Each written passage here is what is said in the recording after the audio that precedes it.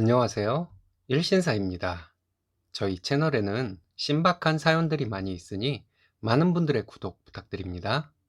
이번 사연은 예비 시부의 집착과 종교 강요, 자기 식구를 편드는 예랑에게 사이다 발언과 함께 시원하게 파혼을 했다는 여자분의 사연인데요. 함께 보시겠습니다. 안녕하세요. 얼마 전까지 깊은 고민이 있었습니다.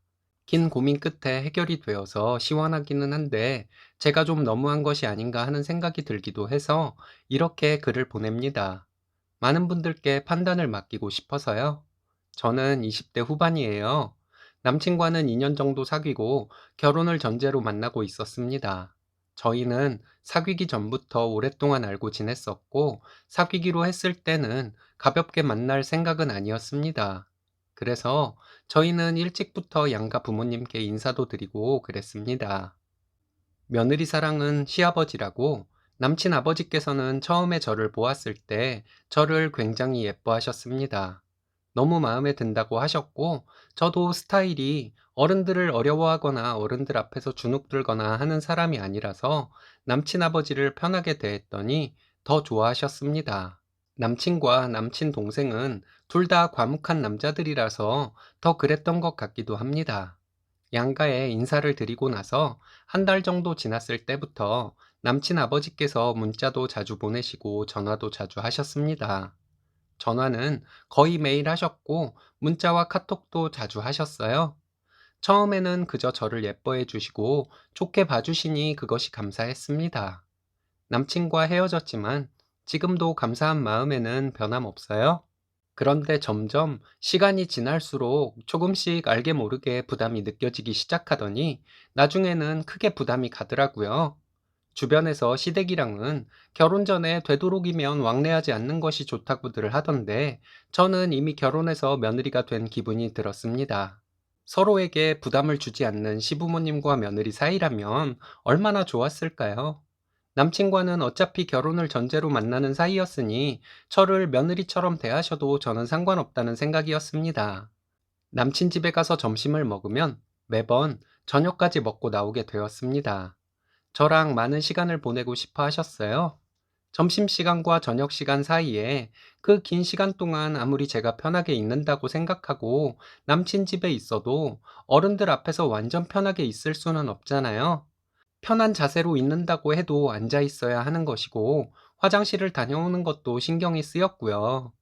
그리고 남친 아버지께서는 매일 전화를 하셨는데 우리를 모시고 살 것이냐, 요리는 잘하느냐, 지금 다니고 있는 직장은 어떤 곳이냐, 이런 것들을 자세히 물으셨습니다. 그리고 제가 뭔가 대답을 하면 그것은 이렇게 해야 한다, 저것은 저렇게 해야 한다 하는 식으로 삶에 대해 가르쳐 주고 싶어 하셨어요. 밤에 친구들을 만나고 있으면 왜 아직도 집에 안 가고 있는지, 친구는 어떤 친구인지 많이 궁금해 하셔서 질문에 대답해 드리느라고 통화가 길어지곤 했습니다. 친구들이던 지인들이던 자리를 비우고 통화를 길게 하고 자리로 돌아오는 것은 예의가 아니잖아요. 남친 부모님이 저희 사회생활에 방해가 되는 것처럼 느껴졌습니다. 저는 나중에 남친과 결혼을 해서 나중에 남친 부모님이 연세가 많이 드시고 하면 자연스럽게 모시고 사는 것으로 생각하고 있었습니다. 그런데 저를 본지 얼마 안 돼서부터 저에게 같이 살고 싶으시다고 자꾸 말씀을 하시니까 부담도 되고 의심도 가더라고요. 의심이라는 것은 남친 부모님이 저를 통해서 편하게 사시려는 마음이 있으신 것은 아닌가 하는 생각이 들었다는 얘기입니다. 무뚝뚝한 아들 둘만 키우시던 분들이 원하시는 항상 명랑하고 상냥한 딸 같은 며느리, 직장도 다니고 집안일도 철저하게 하는 며느리, 친정은 등한시하고 시댁에 충성하는 며느리를 원하시는 것 같은 느낌이었습니다. 만약 이런 저의 고민을 남친이 이해하고 행동해 주었다면 남친과 헤어지는 일은 없었을 것 같아요. 남친을 사랑했고 남친과 헤어지면 남친만한 남자 다시는 못 만날 것이라는 생각이었어요. 하지만 남친은 저희 고민을 전혀 이해하지 못했습니다. 남친 아버지가 저에게 전화로 말씀하신 내용에 대해 부담스럽다고 하면 남친은 그 부담스럽다는 말에 서운해했습니다. 벌써부터 나에게 모시고 살 것이냐고 묻는 것은 좀 아니라고 생각한다 말했더니 부모님이 원하시면 자기가 장남인데 모시고 살 수 있는 것이라고 말하더군요. 우리는 신혼도 없는 것은 물론이고, 그럼 집안일은 내가 다 해야 할 것 같은데, 나도 집안일을 많이 해본 적이 없어서 두렵다고 말했더니, 남친은 차차 배워나가면 되는 것이라고 하더군요. 솔직히 저는 자기 어머니가 전업주부로 계시니 집안일은 너가 신경 쓸 일이 아닐 것이다. 또는 집안일은 나와 함께 하면 될 것이다. 이런 대답을 기대했거든요. 남친과 이런 대화를 나누다 보면 저는 저대로 더 부담스럽고 남친은 남친대로 더 서운하게 느끼고 해서 심하게 싸우게 된 적도 몇 번 있었습니다. 결국은 제가 결혼 전까지는 가급적으로 자주 찾아뵙지 않겠다고 남친에게 말했습니다. 남친은 그렇게 되면 자기 부모님이 많이 서운해 하실 것 같은데 꼭 그렇게 해야겠냐고 하면서 제 말을 전혀 이해하려 들지 않더라고요.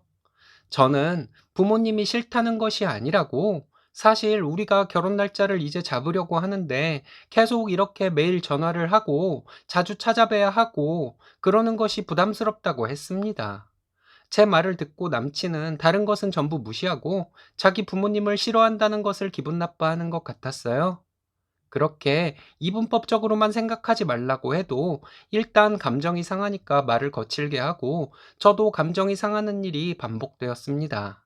그리고 저를 결정적으로 힘들게 만든 것은 종교적인 문제였습니다. 남친 아버지가 종교를 물어보셔서 저희 어머니가 가끔 절에 다니신다고 대답해 드렸어요. 저에게 시집을 오면 시댁의 종교를 따르는 것이 어떻겠냐고 하시고 언젠가부터 저에게 시부모님 종교 교리에 대한 장문의 톡을 매일 보내셨습니다. 읽어도 이해도 안 가고 읽을 시간도 없었어요. 그런데 저를 보면 시아버지는 장문의 톡을 읽은 감상을 물어보시곤 했습니다. 더 이상은 안 되겠다는 생각이 들었어요. 지난주에 남친과 얘기하다 또 싸우게 되었습니다.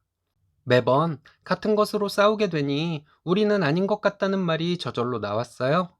남친은 저에게 도대체 이해가 가지 않는다고 하면서 화만 내길래 결국은 너도 안 하는 효도를 나에게 시키려는 것이다. 나는 싫다. 이렇게 딱 잘라 말했습니다. 그게 뭘 그렇게까지 확대 해석할 일이냐고 하길래 그럼 우리 엄마가 매일 너한테 전화해서 전등은 갈 줄 아냐? 세면대 막히면 뚫을 줄은 아냐? 집은 해올 것이냐? 언제부터 500 이상 벌어올 수 있냐? 이런 거 계속 물어보면 좋냐고 물어봤더니 이거랑 그거랑은 다른 것이라고 우기더라고요. 뭐가 다르냐고. 직장 다니는데 여자라서 요리는 잘하냐고 물어보시고 여자라서 시댁에 잘해야 한다고 하는 것이랑 남자니까 이런 것들 할 줄 아냐고 묻는 것이랑은 다를 것이 하나도 없다고 했습니다. 이런 부모님의 이상한 행동을 커버해 줄 생각은 안 하고 함께 나에게 강요를 하고 있으니 난 더 이상 못하겠다고 각자 갈 길 가자고 했습니다. 다음날 아침부터 남친이 전화가 오는데 안 받았습니다. 점심시간에는 남친 아버지께서 전화를 해서 저에게 다짜고짜 종교에 대한 말씀을 하시더라고요. 확실하게 정떼고 싶어서 남친 아버지께 저 그 종교는 싫다고 했습니다. 종교에 대해 전혀 마음 없다고 했더니 그럼 우리 집 며느리가 되기 힘들 텐데 이러시길래 그럼 며느리 안 하면 된다고 말씀드렸어요. 그동안 매일 전화하시고 장문에 카톡 보내시는 것도 부담스러웠다고 말씀드리고 이제 저희 헤어지려고 하니 더 이상 저에게 연락하지 마시라고 말씀드렸습니다. 남친 아버지는 계속 후회할 텐데 이러시길래 더 이상 통화할 수 없다 말씀드리고 전화를 끊었습니다. 남친이 계속 전화를 해도 제가 받지 않으니 톡으로 앞으로 부담스럽지 않게 하겠다고 하지만 남친의 본심을 알게 되니 전혀 마음이 돌아서지를 않더라고요. 지금 거의 일주일째 하루에 몇 번씩 톡이 오고 있습니다. 그냥 이대로 끝내고만 싶어요. 남친 아버지에게 제가 대놓고 할 말 다 해서 시원하기는 한데 그냥 그런 말은 하지 말고 남친하고만 얘기해서 정리할 걸 하는 생각도 드네요. 헤어지겠다 마음먹고 나니 부담스러운 것이 사라져서 좋긴 한데 그래도 오랜 세월을 함께한 남친이라 미안하기도 하고 많이 복잡합니다. 그래도 제가 약해지면 안 되겠죠? 들어주셔서 감사합니다. 약해지지 말라고 쓴소리 부탁드립니다. 예, 결단 잘 내리셨습니다. 남친 때문에 다가오지 못하던 좋은 인연이 이제 마음 놓고 다가올 수 있겠네요. 오늘의 사연은 여기까지입니다. 재밌으셨다면 좋아요, 구독 부탁드려요. 일신사는 여러분들의 사연으로 제작됩니다. 많은 사연 제보 바랍니다. 여러분들의 사연은 아래 메일 주소로 부탁드려요.